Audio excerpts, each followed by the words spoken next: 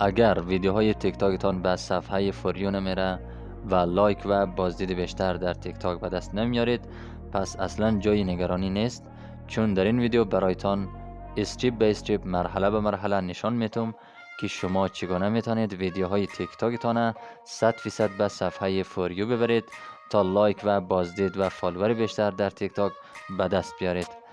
امروز برایتان در این ویدیو نشان میتم که شما کدام تنظیمات و سیتینگ ها را فعال کنید تا ویدیوهای تیک تاکتان 100% به صفحه فوریو بره.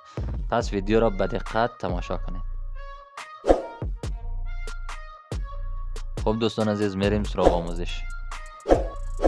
بیایید اکانت تیک تاکتان را باز کنید.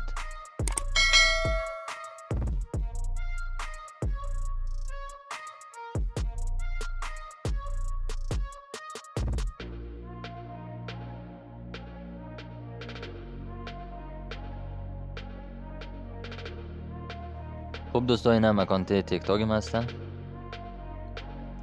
در قسمت بالای سه نقطه در اینجا کلیک میکنیم دوستان عزیز.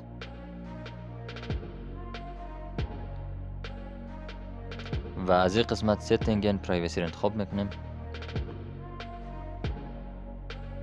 و حالا دوستان عزیز، همون تنظیماتی که من فعال میکنم شما هم همین تنظیمات را فعال کنید. ویدیوهایتان 100% به صفحه فوریو میره. پس ویدیو را به دقت تا آخر تماشا کنید. بالای فری اپ اسپیس میزنیم و از این قسمت همین هر دوتا را کلیر میکنیم.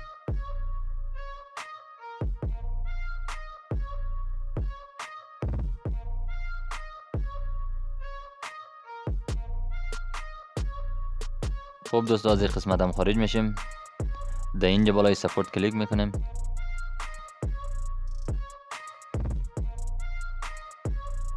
در اینجا دوستان عزیز بالای هلپ سنتر کلیک میکنیم.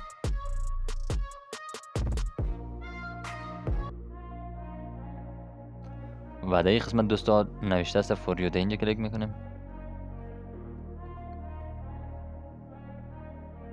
و در قسمت پایین دو تا گزینه است، یکی یس یکی نو. ما در این قسمت بالای یس کلیک میکنیم.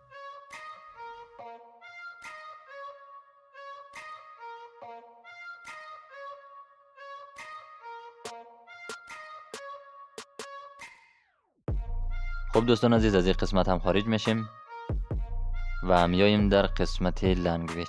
در اینجا کلیک میکنیم. اپ لنگویج در اینجا کلیک میکنیم و از این قسمت شما باید زبان انگلیسی رو انتخاب کنید که از من فعلا انگلیسی است. و در قسمت پایین دوستان عزیز کلیک میکنیم و از اینجا همو زبان های بین المللی رو انتخاب میکنیم، مثلا انگلیسی، عربی، اردو، فرانسوی، همینا.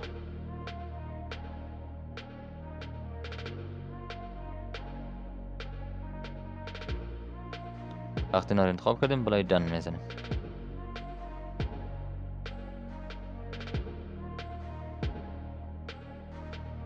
و در قسمت بعد دوستان عزیز در این قسمت بالای کانتنت پرفرنسز در اینجا کلیک میکنیم.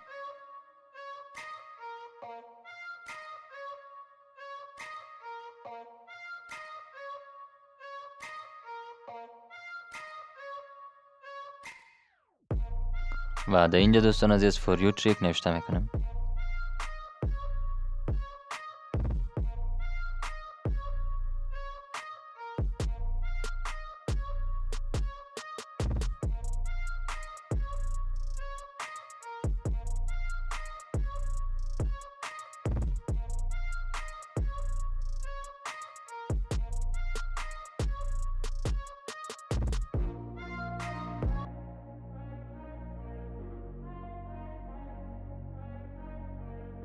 خب دوستان عزیز، میاییم بالای پرایوسی و از این قسمت اگه روی شخصی هست شما باید را عمومی انتخاب کنید، یعنی شما باید غیر فعال کنید.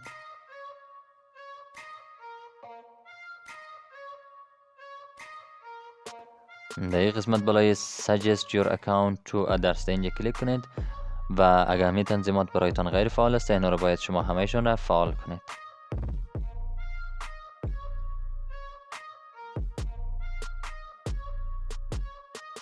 و در قسمت بعد همین دو تا رو هم فعال کنید دوستان عزیز.